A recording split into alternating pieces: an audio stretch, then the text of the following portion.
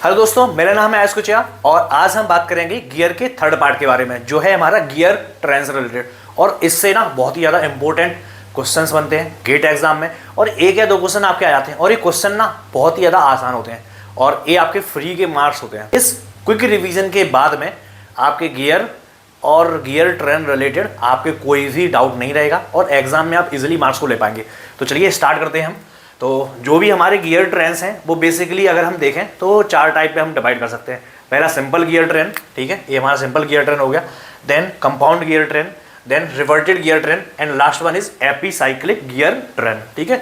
तो जो हमारा गियर ट्रेन में हमें बेसिकली पढ़ना है, हमें स्पीड रेशियो के बारे में पढ़ना है। स्पीड रेशियो क्या होता है? Omega of driver upon omega of, omega हमारा स्पीड है और स्पीड रेशियो क्या होता है? जो हमारा ड्राइवर का स्पीड रेशियो है अपॉन ड्रिवन का। अगर मैं इस वाले गियर की बात करूं, ये हमारा क्या है? ड्राइवर है, ठीक है, ड्राइवर है, तो ड्रिवन कौन सा होगा? ये वाला होगा, ठीक है। तो जो हमारा सिंपल गियर ट्रेन में जो डायरेक्ट कनेक्टेड है, अगर हम इनका स्पीड रेशियो निकालें तो क्या होगा? ओमेगा 1 मतलब ड्राइवर 1 ओमेगा 1 अपॉन ओमेगा 2। अब इस वाले गियर के लिए ए वाला ड्राइवर हो जाएगा, ए वाला ड्रिवन हो जाएगा, तो क्या रेशियो होगा? ओमेगा 2 अपॉन ओमेगा 3, ठीक है। इनके लिए बात करेंगे तो ओमेगा 3 अपॉन ओमेगा 4 हो जाएगा, यही होगा। फिर अगर हमें फाइनल मतलब फर्स्ट से जो फाइनल हमारी पावर ट्रांसमिट हो रही है, उनका अगर हम स्पीड रेशियो निकालेंगे क्या होगा? Omega 1 upon omega 4। तो हम अगर सभी का मल्टीप्लाई कर देंगे तो हमारा आंसर आ जाएगा, ठीक है। अब जो हमारा स्पीड रेशियो रहता है वो टीथ के अपोजिट में रहता है। मीन्स अगर हमारा ओमेगा ऑफ ड्राइवर है अपॉन ओमेगा ऑफ ड्रिवन है तो क्या होगा? इनका टीथ का रेशियो क्या होगा? Teeth of driven upon teeth of driver, ये हमारा क्या रहेगा? टीथ का रेशियो रहेगा, ठीक है। तो अगर हमारे गियर टीथ, सपोज दैट ये मेरा ड्राइवर है और ये मेरा ये ड्रिवन है, इसमें नंबर ऑफ टीथ टी बराबर में 20 है, इसमें नंबर ऑफ टीथ टी बराबर में 40 है। इसका आरपीएम अगर मैंने 20 आरपीएम मान लिया तो इसका आरपीएम क्या होगा? ठीक है, तो क्या होगा आरपीएम? अगर मेरा ये फर्स्ट है, ये सेकंड है, तो क्या होगा? ओमेगा 1 अपॉन ओमेगा 2 बराबर में number of teeth T2 upon T1, यही होगा। तो जो ओमेगा 1 है, ओमेगा 1 का आरपीएम कितना है? 20, बिल्कुल करेक्ट। ओमेगा 2 का आरपीएम नहीं पता। T2 number of teeth T2 में जो हमारा ड्रिवन गियर है उसमें कितना है? 40 है टीथ, 40 अपॉन T1 जो फर्स्ट गियर में जो हमारे नंबर ऑफ टीथ है 20, कितना आ जाएगा हमारा? 2 आ जाएगा। तो ओमेगा 2 बराबर में क्या हो गया? 10 आरपीएम। तो सिंपल गियर ट्रेन हो गया हमारा। अब सिंपल गियर ट्रेन में जो मिडिल के गियर हैं जो डायरेक्टली कनेक्टेड हैं, लेकिन इनको हम आइडलर गियर बोल रहे हैं। क्यों? क्योंकि इनका स्पीड रेशियो में कोई भी इफेक्ट नहीं रहता है। स्पीड रेशियो में जो मिडिल के गियर रहते हैं सिंपल गियर ट्रेन में, उनका कोई भी वैल्यू नहीं होता है, इसलिए उनको हम आइडल गियर बोलते हैं। अब आइडल गियर अगर ऑड नंबर है और इवन नंबर है, ये भी कितने हैं? इवन है, क्योंकि ये दोनों फाइनली हमारे गियर हैं। यहाँ से पावर इनपुट हो रहा है और यहाँ से पावर एग्जिट हो रहा है या पावर आउटपुट मिल रहा है हमारा। तो बीच के जो भी गियर है वो हमारे क्या होंगे? आइडलर गियर होंगे। और आइडलर गियर का अगर नंबर ऑड होगा तो इन दोनों का जो स्पीड है वो कैसे होगा? ऑड रहेगा तो सेम डायरेक्शन में रहेगा और इवन रहेगा तो अपोजिट डायरेक्शन में रहेगा। यहाँ पे आइडलर गियर कितने हैं?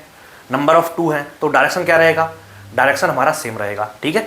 तो आपको कभी कभी पूछ सकता है क्वेश्चन में क्लॉकवाइज डायरेक्शन है, एंटी क्लॉकवाइज डायरेक्शन है, स्पीड आपको दे दिया जाएगा। जैसे यहीं पर अगर हमें दे दिया इसका डायरेक्शन क्लॉकवाइज है तो इसका डायरेक्शन क्या होगा?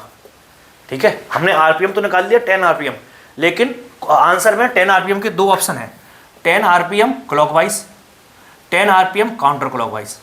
अब ये क्लॉकवाइज है तो इसका डायरेक्शन क्या होगा? अपोजिट होगा, काउंटर क्लॉकवाइज होगा। क्योंकि अगर हम देखें नंबर ऑफ आइडलर गियर कितने हैं? 0 है, 0 है तो क्या होगा? अपोजिट होगा, अपोजिट होगा तो क्या होगा? काउंटर क्लॉकवाइज हो गया। क्लियर? अब हम इसकी बात कर ली हमने आइडलर गियर की, सिंपल गियर ट्रेन की। अब नेक्स्ट बात करते हैं compound gear train. Compound gear train में क्या रहेगा? जो मिडिल का गियर है, जो इनको हम आइडलर गियर बोल रहे हैं, उनमें कहीं ना कहीं एक शाफ्ट में हमारे 2 गियर माउंटेड होंगे। मीन्स एक हमारा ए गियर है, दूसरा गियर ए है इससे कनेक्टेड, और इसी के सेम शाफ्ट पे एक और गियर है और वो दूसरे फॉलोअर गियर से वो कनेक्टेड है। तो क्या होगा? यहाँ पे जो 2 बीच के मिडिल गियर हैं वो एक ही सिंगल शाफ्ट पे हैं, तब हमारा क्या होगा? तब हमारा वो कंपाउंड गियर होगा। मीन्स इंटरमीडिएट शाफ्ट जो है उस पर मोर देन 1 गियर माउंट होना चाहिए, देन हमारा क्या हो जाएगा? वो कंपाउंड गियर ट्रेन हो जाएगा, ठीक है। अब कंपाउंड गियर ट्रेन का ही एक पार्ट है रिवर्टेड गियर ट्रेन, ठीक है। अगर कंपाउंडेड गियर ट्रेन में हम क्या करें? ये हमारा एक गियर है, दूसरा गियर ये है, सेम एक्सिस पे दूसरा हमने गियर लगा दिया। अगर ये हमारा क्या होगा, कंपाउंड गियर ट्रेन होगा। अब ये वाला गियर जो है वो इसी वाली एक्सेस के मीन्स जो हमारी एक्सेस ड्राइवर की थी वही हमारी फाइनल ड्रिवन की एक्सेस हो जाएगी, कोएक्सियल रहेगी। तो 2 कोएक्सियल शाफ्ट रहेंगी तो हमारा क्या हो जाएगा, वही गियर ट्रेन हमारा कंपाउंड की जगह रिवर्टेड गियर ट्रेन हो जाएगा। ठीक है, कंपाउंड गियर ट्रेन का ही एक पार्ट है रिवर्टेड गियर ट्रेन। ठीक है, अब हमारा एक बहुत ही इंपॉर्टेंट कॉन्सेप्ट आ जाता है epicyclic gear train. Epicyclic gear train क्या होता है, या हम प्लेनेटरी गियर सिस्टम भी बोलते हैं। प्लेनेटरी गियर सिस्टम क्यों बोलते हैं, जैसे हमारा सन होता है, सन के चारों तरफ प्लेनेट होता है, आपस में घूम रहे होते हैं, ऐसे ही सेम यहाँ पर होता है। एक सन होता है, फिर प्लेनेट होता है, फिर आर्म्स भी होता है। तो ऐसे हमारे क्या है, एक गियर ट्रेन की हमारे पार्ट हैं। ठीक है, प्लेनेटरी गियर ट्रेन में या एपीसाइक्लिक गियर ट्रेन किसको बोलते हैं, जिसमें हमारे इंटरनली हमारे क्या होंगे, गियर टीथ होंगे। इसमें इंटरनली गियर हैं। अब यहाँ पर एक हमारा गियर लगा हुआ है ना, एक हमारा गियर लगा हुआ है, ये हमारा गियर लगा हुआ है इसमें। फिर यहाँ पर भी एक आर्म लगी हुई है ना, ऐसे हमने आर्म, यहाँ पर भी गियर है, यहाँ पर भी गियर है, एक बीच में हमारा और गियर लगा हुआ है। ये सन हो गया, ये प्लेनेट हो गया, ये एपीसाइक्लिक हो गया, बीच में आर्म्स हैं। तो इसकी डिग्री ऑफ फ्रीडम क्या होती है, number of degree of freedom 2 होती है। तो हम इसके सॉल्व करने के लिए हम एक क्वेश्चन पहले ही सॉल्व कर चुके हैं, तो उसको आप देख सकते हैं। मैं डिस्क्रिप्शन में उसकी लिंक पेस्ट कर दूंगा, तो वहाँ से आप देख सकते हैं। ठीक है, तो जब भी हमारे एपीसाइक्लिक गियर ट्रेन रहेंगे उनकी डिग्री ऑफ फ्रीडम 2 रहेगी। उसमें सन रहेगा, प्लेनेट रहेगा, एपीसाइक्लिक गियर रहेगा, फिर हमारा एक आर्म्स रहेगा।